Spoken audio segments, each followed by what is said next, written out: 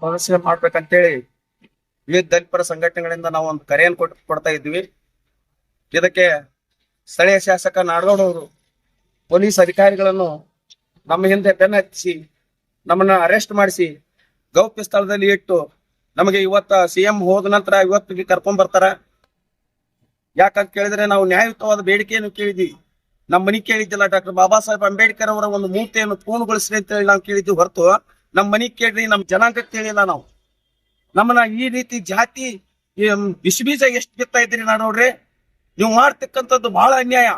ನಿಮ್ಮ ವಿರುದ್ಧ ಇನ್ನು ಮುಂದೆ ಮುದ್ದೆ ಬಾಳದಾಳಿಗೆ ಹೆಚ್ಚಿಗೂ ನಿಮ್ಮನ್ನ ನಾವು ಕಪ್ಪು ಬಾವುಟ ಹಾರಿಸ್ತೀವಿ, ಧಿಕ್ಕಾರನು ಕೂಗ್ತೀವಿ ಅನ್ನುವಂತ ಹೇಳಿಕೆಯನ್ನು ನಾನು ಕೊಳ್ಳಕ್ಕೆ ಇಷ್ಟಪಡ್ತೀನಿ ಅಂತ ಈ ಪತ್ರಿಕಾ ಮಾಧ್ಯಮ ಸ್ನೇಹಿತರ ಮುಂದೆ ಹೇಳಿಕೆ ಇಷ್ಟಪಡ್ತೀನಿ.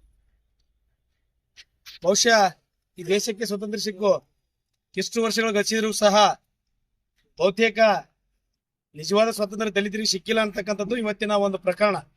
ಕಾರಣ ಮುದ್ದೇಬಿಹಾಳ ಪಟ್ಟಣದಲ್ಲಿರ್ತಕ್ಕಂಥ ಮಹಾನ್ ಮಾತವಾದಿ, ಈ ದೇಶ ಕಂಡ ನಾಯಕ ಡಾಕ್ಟರ್ ಬಾಬಾ ಸಾಹೇಬ್ ಅಂಬೇಡ್ಕರ್ ಅವರ ಮೂರ್ತಿಯ ಕಾಮಗಾರಿಯು ಅಪೂರ್ಣಗೊಂಡಿದೆ. ಇದನ್ನ ಪೂರ್ಣಗೊಳಿಸಬೇಕಂತ ತಿಳ್ಕೊಂಡು ವಿವಿಧ ದಲಿತ ಪರ ಸಂಘಟನೆಗಳ ನೇತೃತ್ವದಲ್ಲಿ ಈಗಾಗಲೇ ಸರ್ಕಾರಕ್ಕೆ ಸಾಕಷ್ಟು ಹಲವು ಬಾರಿ ಕೂಡ ನಾವು ಮನವಿಗಳನ್ನು ಕೊಟ್ಟಿದ್ದೇವೆ.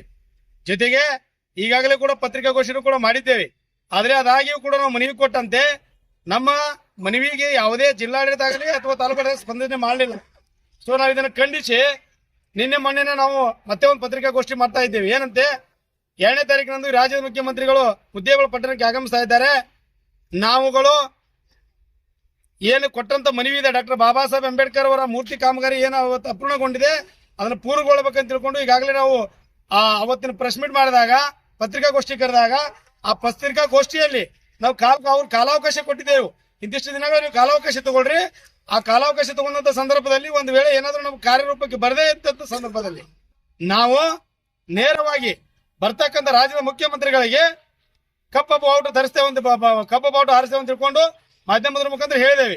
ಆದ್ರೆ ನಿನ್ನೆ ರಾತ್ರಿ ಅಂದ್ರೆ 11:30 ಸ್ಥಳೀಯ ಶಾಸಕರು CS ನಾಡಗೌಡರವರು ದಲಿತ ವಿರೋಧಿ ನೀತಿ ಅನುಸರಿಸಿ ಇವತ್ತು ಡಾಕ್ಟರ್ ಬಾಬಾ ಸಾಹೇಬ್ ಅಂಬೇಡ್ಕರ್ ಅವರು ಇಡೀ ರಾಷ್ಟ್ರಕ್ಕೆ ಮಹಾನ್ ವ್ಯಕ್ತಿ, ಅವ್ರು ಇವತ್ತು ಹಾಕಿಕೊಟ್ಟಂತ ಮಾರ್ಗದರ್ಶನದ ಅಡಿಯಲ್ಲಿ ನೀವು ಒಬ್ಬರು ಶಾಸಕರಾಗಿರಿ. ನಮಗೆ ರಾಜಕೀಯ ಬೇಡ, ನಾವು ಪ್ರತಿದಿನ ಇದನ್ನೇ ಹೇಳ್ಕೊತಾ ಇದ್ದೇವೆ. ಆದ್ರೆ ನಮಗೆ ಇವತ್ತೇನು ಮನುಷ್ಯನವಾಗಿದೆಪ್ಪ ಅಂತ ಕೇಳಿದ್ರೆ, ನೀವುಗಳು ನಮ್ಮನ್ನು ಕರೆದು ಕನಿಷ್ಠ ಪಕ್ಷ ವಿಚಾರಣೆ ಒಳಪಡಿಸಬೇಕಾಗಿತ್ತು, ಏನಾಗಿದೆ ಏನಿಲ್ಲ ಅಂತಕ್ಕಂಥದ್ದನ್ನು. ಆದ್ರೆ ನೀವು ಆ ಕೆಲಸ ಮಾಡಲಿಲ್ಲ. ಪೊಲೀಸ್ ಇಲಾಖೆಯವರನ್ನ ಚೂ ಬಿಟ್ಟು ನಮ್ಮನ್ನು ಬಂಧನಕ್ಕೆ ನೀವು ಏನದ ನಿನ್ನೆ ಆ ಕೆಲಸ ಮಾಡಿದಿರಿ.